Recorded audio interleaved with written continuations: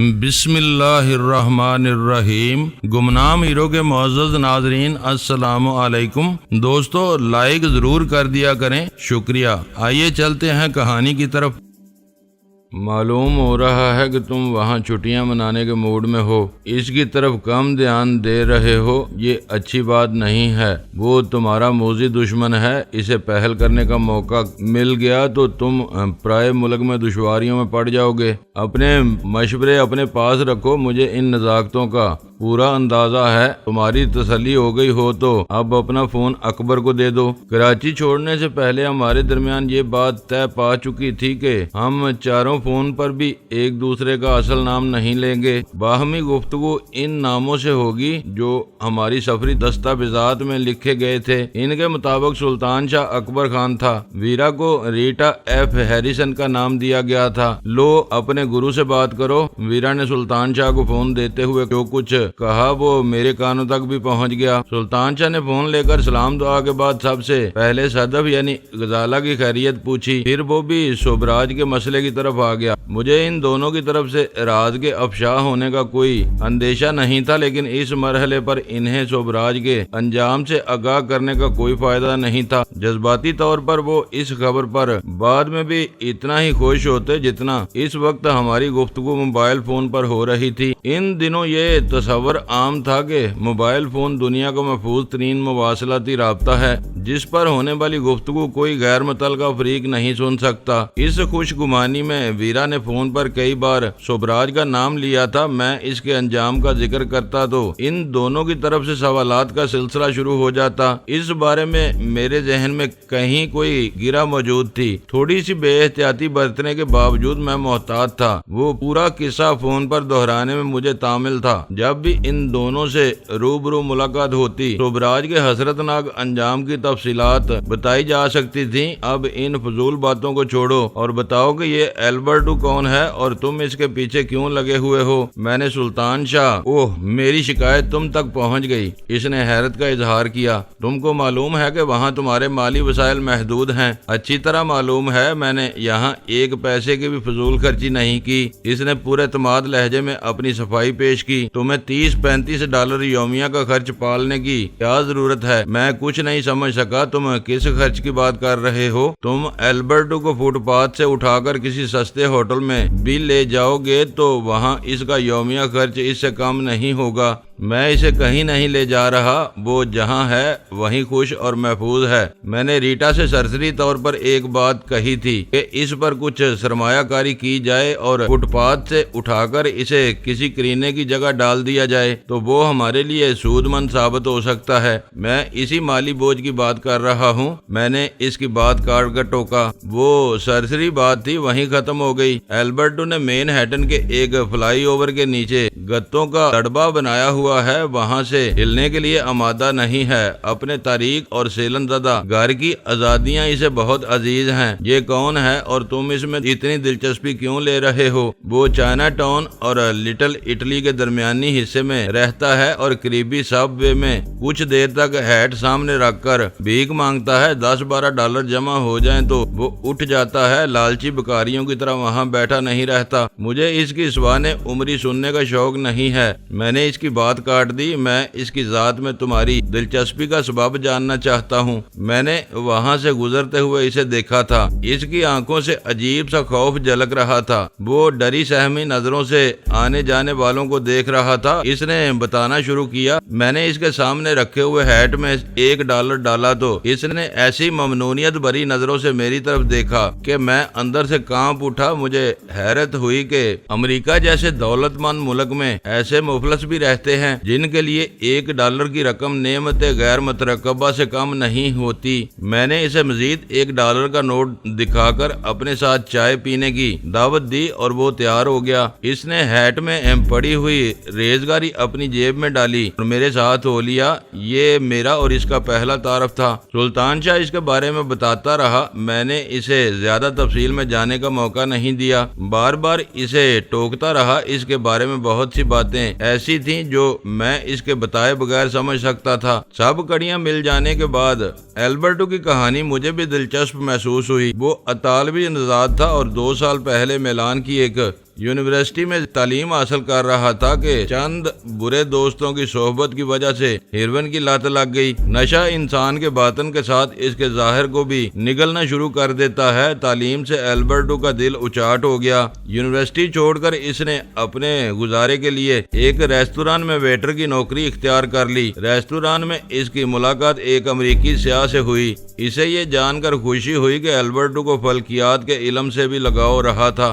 دوسری ملاقات میں امریکی دوست کو البرٹو نے اپنی کہانی سنا دی۔ یہ اعتراف بھی کر لیا کہ وہ ہیروئن کا عادی ہو چکا ہے۔ اس کا دل تعلیم میں لگتا ہے نہ کام میں۔ امریکی نے اسے اپنے خرچ پر امریکہ لے جانے کی پیشکش کی۔ البرٹو سوچ بھی نہیں سکتا تھا کہ اسے اپنی زندگی میں ایسا کوئی موقع مل سکے گا۔ وہ فوراً تیار ہو گیا۔ وہ امریکی بعد میں CIA کا ایک سینئر ایجنٹ ثابت ہوا۔ وہ البرٹو کو اپنے ساتھ ورجینیا کی فیر فیکس کاؤنٹی لے گیا جہاں لینگلے میں CIA کے مرکزی دفاتر تھے۔ وہ البرٹو کو اپنے ساتھیوں کے حوالے کر کے ایسا غائب ہوا کہ دوبارہ کہیں نظر نہیں آیا۔ البرٹو کو شہر کے ایک اچھے ہوٹل میں ٹھہرایا گیا۔ اسے نشے سمیت ہر قسم کی سہولتیں فراہم کی گئیں۔ اس کا پاسپورٹ CIA کے افسران نے ضابطے کی چند ضروری کارروائیوں کے نام پر اپنے قبضے میں لے لیا جو آخر تک اسے نہیں لوٹایا گیا۔ صرف 2 دن بعد البرٹو یہ دیکھ کر حیران رہ گیا کہ مقامی اخبارات میں اس کی تشہیر ایک اطالوی ماہر فلکیات کے طور پر کی گئی تھی۔ اس نے اس بارے میں اپنے میزبانوں سے دریافت کیا تو انہوں نے یہ کہہ کر اسے ٹال دیا کہ وہ اسے عزت اور شہرت کی بلندیوں تک پہنچانے کا بندوبست کر رہے ہیں۔ چند روز بعد اس سے ایک چھپے ہوئے کاغذ پر دستخط لیے گئے۔ اس پر ستاروں کی چال کے لحاظ سے آنے والے دنوں کے لیے چند حساس اور خطرناک پیش گوئیاں موجود تھیں۔ اگلے دن وہ پیش گوئیاں اخبارات کی زینت بن گئیں۔ ایک ہفتے میں وہ سارے واقعات رونما ہو گئے۔ البرٹو کی شہرت ہونے لگی اور یہ سلسلہ چل پڑا۔ البرٹو شہرت اور ہیروئن کے نشے میں ڈوب کر عیش کرتا رہا۔ اسے ہوش اس وقت آیا جب اس کے نام سے جاری کی جانے والی پیش گوئیوں کے مطابق پراسرار حالات میں بعض اموات واقع ہوئیں اور اس کے نام کا ڈنکا بجنے لگا۔ اس کی پیش گوئیوں میں کسی کا نام نہیں آتا تھا۔ ہر بات عمومی حوالے سے کہی جاتی تھی۔ بعد میں لوگوں کو اندازہ ہوتا تھا کہ اس نے کس کے بارے میں کیا لکھا تھا۔ اس کے نام پر کسی سیاستدان کی حادثاتی موت کی پیش گوئی کی گئی اور 2 دن بعد حزب مخالف کا ایک مقامی رہنما اپنی کار کے حادثے میں جاں بحق ہو گیا۔ اس نے فائن آرٹ کے شعبے کی کسی خاتون کی ناگہانی موت کا ذکر کیا۔ 3 دن بعد شکاگو میں نسلی امتیاز پر حکومت پر تنقید کرنے والی ایک مشہور گلوکارہ اپنی خوابگاہ میں گیس بھرنے سے چل بسی۔ البرٹو ڈر گیا۔ معمولی واقعات سے شروع ہونے والا سلسلہ بہت خطرناک رخ پر جا رہا تھا۔ لوگ اس کے نام سے ڈرنے لگے تھے مگر اس کی پیشین گوئیاں ضرور پڑھتے تھے۔ اسے اندازہ ہو گیا کہ CIA والے اسے اپنے مقاصد کے لیے استعمال کر رہے تھے۔ اس کے نام کی تشہیر جاری تھی۔ تصویر کبھی نہیں چھاپی گئی تھی۔ اسی طرح اخبار والوں کو بہت سختی سے اس سے دور رکھا جا رہا تھا۔ البرٹو نے کئی بار اپنا پاسپورٹ واپس لینے کی کوشش کی لیکن ہیلوں اور بہانوں سے اسے ٹال دیا گیا۔ اسے محسوس ہونے لگا کہ وہ CIA کا قیدی ہے۔ جب اس کی پیش گوئی کے مطابق نیو یارک کا ایک سیاہ فام لیڈر آبی موت مرا تو البرٹو کے صبر کا پیمانہ لبریز ہو گیا۔ رات کے سناٹے میں وہ اپنے نگہبانوں کو جل دے کر اپنے عشرت قدے سے فرار ہوا اور سیدھا نیو یارک پہنچ گیا۔ اسے معلوم تھا کہ CIA والے اس کا پیچھا نہیں چھوڑیں گے۔ اس کی ہر طرف تلاش شروع ہو جائے گی۔ ان سے بچنے کے لیے وہ ایک بیکاری کے روپ میں فلائی اوور کے نیچے پناہ گزین ہو گیا۔ اسے یقین تھا کہ شکاری اس تک نہیں پہنچ سکیں گے اور وہ اپنے ہم وطنوں کی مدد سے کسی بحری جہاز میں چھپ کر امریکہ سے نکلنے میں کامیاب ہو جائے گا۔ بھیک کا یومیہ ٹارگٹ پورا کرنے کے بعد وہ اپنا باقی وقت چائنا ٹاؤن اور لٹل اٹلی کے علاقوں میں گزارتا تھا لیکن اس وقت تک اسے اپنے کام کا کوئی آدمی نہیں مل سکا تھا۔ ڈر اور خوف کی وجہ سے اس کی ہیروئن نوشی بڑھ گئی تھی۔ اس مہلک زہر کے بے کثرت استعمال اور کٹھن زندگی گزارنے کے سبب وہ اپنی شکل و صورت سے واقعی بیکاری نظر آنے لگا تھا۔ اس کا خیال تھا کہ اس حلیے میں CIA والے پہچانے بغیر اس کے قریب سے گزر جائیں گے۔ سلطان شاہ کی صورت میں اسے ایک نرم خو اور ہمدرد شخص نظر آیا تھا جو امریکہ سے نکلنے میں اس کا مددگار اور معاون ثابت ہو سکتا تھا۔ وہ سلطان شاہ کی پیشکش قبول کر کے اس کے ساتھ ٹی شاپ میں چلا آیا اور اپنی پوری کہانی اس کے سامنے رکھ دی۔ کہانی واقعی بہت دلچسپ اور سنسنی خیز ہے۔ مگر میں یہ سمجھنے سے قاصر ہوں کہ تم اس کی ذات سے کس قسم کا فائدہ اٹھانے کے چکر میں ہو۔ میں نے وہ سب سن لینے کے بعد کہا، میری نظروں میں وہ ان کا ٹوٹا ہوا آدمی ہے، اسے ان کے بہت سے رازوں کا علم ہوگا، اس کی مدد سے اور کچھ نہ صحیح تو ہم CIA کے ہیڈ کوارٹر کو ناقابل تلافی نقصان پہنچا سکتے ہیں۔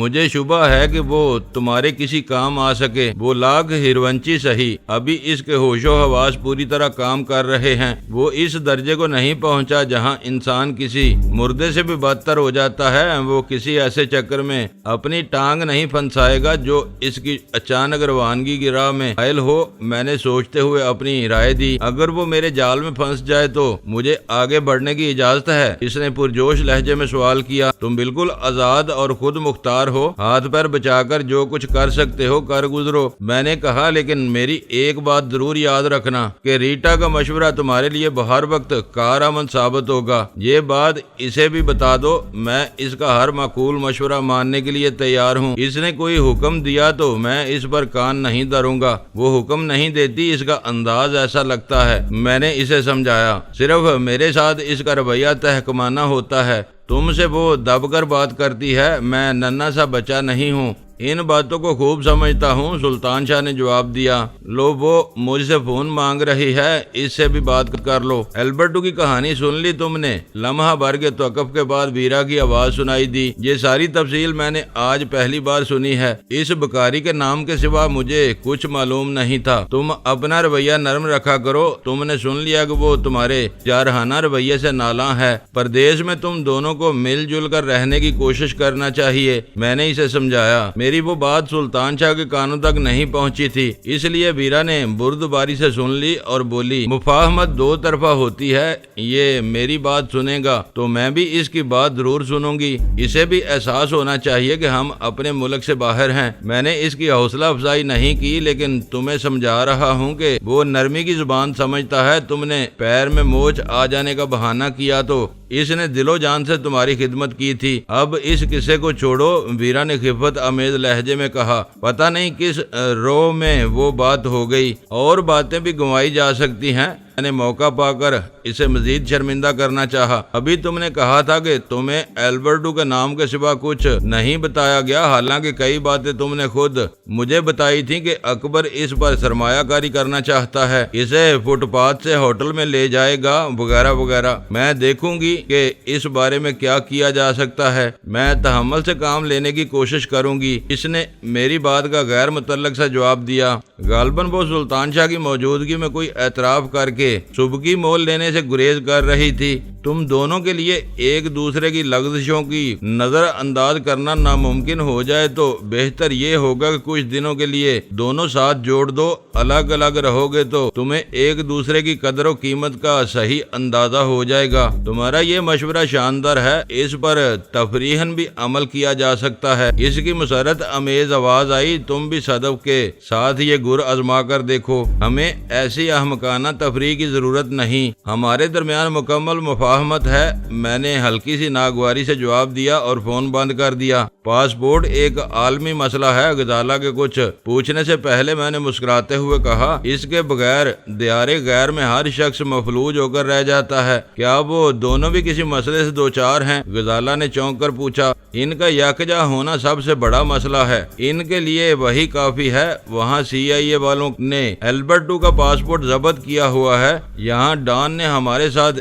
یہی حرکت فرمائی ہے، وہ امریکہ سے بھاگ سکتا ہے، نہ ہم یہاں سے نکل سکتے ہیں۔ اس کے بارے میں آپ دیر تک باتیں کرتے رہے ہیں۔ وہ غزالہ کا اشارہ تھا، وہ سب کچھ جان لینے پر اصرار نہیں کرتی تھی، میرے لیے اس کا وہ اشارہ کافی تھا۔ میں نے اسے اپنی تازہ ترین معلومات سے آگاہ کرنا شروع کر دیا۔ البرٹو کی ذات سے مجھے کوئی بڑی امید نہیں تھی، وہ ستم روزگار کا ستایا ہوا ایک غیر ملکی تھا جو نجات کی راہ تلاش کرنے کے لیے نیو یارک میں بھٹک رہا تھا۔ سلطان شاہ سے ہوتی ہوئی اس کی جو کہانی مجھ تک پہنچی تھی وہ بہت خوفناک اور سنسنی خیز تھی۔ CIA کے ستائے ہوئے بہت سے ممالک آئے دن یہ شکوہ کرتے رہتے تھے کہ CIA کے اہلکار ان کے قوانین کو پامال کر کے وہاں سیاسی اور سماجی سازشوں میں مصروف ہیں۔ دنیا بھر میں یہ تاثر عام تھا کہ CIA امریکہ سے باہر امریکی مفادات کے حصول کے لیے ہر جائز اور ناجائز سرگرمی میں مصروف رہتی ہے۔ البرٹو کی کہانی سے ظاہر ہو رہا تھا کہ وہ بدنام زمانہ امریکی ادارے اپنے ملک میں بھی نہایت فاقی کے ساتھ اپنے پروگرام پر عمل کر رہا تھا۔ ایک گمنام اور نشے باز غیر ملکی کو اپنے ملک میں لا کر ماہر فلکیات کی حیثیت سے اس کا قد کاٹ بڑھانے کی اخباری مہم ہر اعتبار سے قابل ملامت تھی۔ اسے شہرت دلانے کے بعد اس کی پیش گوئیوں کی آڑ میں اپنے مخالفوں کو موت کے گھاٹ اتارنے کا عمل انتہائی گھنونا تھا۔ وہ اپنے شکار کو پراسرار انداز میں مار ڈالتے تھے اور موت کے اسباب ہمیشہ فطری یا اتفاقی قرار پاتے تھے۔ میرا اندازہ تھا کہ ان کا وہ طریقہ واردات نیا نہیں تھا۔ البرٹو سے پہلے وہ کسی اور انداز میں کام کر رہے ہوں گے۔ البرٹو کے بعد وہ کسی اور مہرے کو آگے لے آتے۔ جو لوگ اپنے ملک میں اپنے ہی ہم وطنوں کو اتنے اطمینان سے ٹھکانے لگا سکتے تھے، وہ دوسرے ملکوں میں جو کچھ نہ کر گزرتے کم تھا۔ یہ غنیمت تھا کہ وہ پاکستان میں اپنی بے رحمیوں کو آزادی کے ساتھ بروئے کار نہیں لا سکے تھے۔ ان کی کھل کر مزاحمت کی گئی تھی اور ان کے کئی افسر مارے گئے تھے۔ اگر باخبر حلقوں میں یہ کہا جاتا تھا کہ امریکہ میں حکومت ریپبلکن یا ڈیموکریٹ پارٹی کی نہیں ہوتی، پس پردہ حکمرانی ہمیشہ سے CIA کی چلی آ رہی ہے، اس کا سربراہ امریکی صدر سے زیادہ طاقتور ہوتا ہے، تو یہ بے جا نہیں تھا۔ ہمیں ڈان کے چنگل سے نجات مل گئی تو ہم امریکہ نہیں جائیں گے۔ رات کو بستر پر دراز ہونے کے بعد غزالہ نے اعلان کیا، جس ملک میں سرکاری اہلکار بربریت میں مصروف ہوں وہاں انسانی جان کی کیا قدر و قیمت ہو سکتی ہے۔ امریکہ میں سب سے زیادہ انفرادی اور اجتماعی آزادیاں حاصل ہیں اور دنیا بھر سے لوگ جوک در جوک وہاں جا رہے ہیں، کسی کا بال بیکا نہیں ہوتا۔ سرکاری بیڑیے صرف ان لوگوں کو اپنا شکار بناتے ہیں جن سے ان کا کوئی بڑا اور گہرا اختلاف ہو۔ البرٹو کی آڑ لے کر انہوں نے قلیل مدت میں کئی افراد کو ٹھکانے لگایا ہے۔ یہ ایک اتفاق ہو سکتا ہے، ممکن ہے کہ انہوں نے برسوں کا ہدف پورا کیا ہو۔ ہر ہفتے عشرے کوئی مخالف مرنے لگا تو امریکہ میں کوحرام برپا ہو جائے گا۔ میں نے سگریٹ کا ایک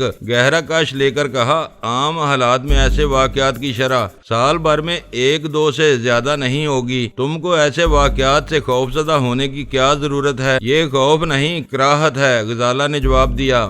میرا امریکی سیاست اور معاشرت سے دور کا بھی تعلق نہیں۔ صدف نامی ایک سیاہ خاتون سے ان اونچے مجرموں کو کیا پرخاش ہوگی؟ میں تمہیں یہی بات سمجھانا چاہ رہا تھا۔ میں نے اس کی ذہانت کو سراہتے ہوئے جواب دیا، صدف اور علی احمد کے لیے امریکہ میں کوئی خطرہ نہیں ہے۔ کیا آپ مجھے امریکہ کے سفر پر اکسا رہے ہیں؟ غزالہ نے ہنس کر پوچھا۔ اکسانے کی کیا ضرورت ہے؟ کل تک یہ تمہاری خواہش تھی۔ میں نے کہا وہاں جاؤ یا نہ جاؤ، مگر اپنے ذہن کو کھلا رکھو۔ آج کل امریکہ میں شیطان صفت لوگ غالب ہیں، لیکن ان کی تعداد بہت کم ہے۔ وہاں اچھے بلکہ بہت اچھے انسانوں کی ایک بڑی تعداد بستی ہے۔ ایک دن یہ اکثریت اس مکروہ اقلیت پر غالب آ جائے گی۔ سچ بتائیں کہ آپ کا دل کیا کہتا ہے؟ وہ کروٹ لے کر یکا یک میرے قریب ہو گئی۔ کس بارے میں؟ میں نے کچھ نہ سمجھتے ہوئے سوال کیا۔ میں یہاں سے امریکہ جانے کے بارے میں پوچھ رہی ہوں۔ کوئی مذائقہ نہیں ہے، ہمیں یہاں سے نکل کر کہیں نہ کہیں تو جانا ہی ہے۔ ویسے بھی میں نے امریکہ ایک بار دیکھا ہے، دوبارہ دیکھنے کی ہوس ہے۔ مجھے معلوم تھا کہ آپ کا جواب یہی ہوگا۔ میرا جواب سن کر وہ ہنسنے لگی۔ کیا تم کو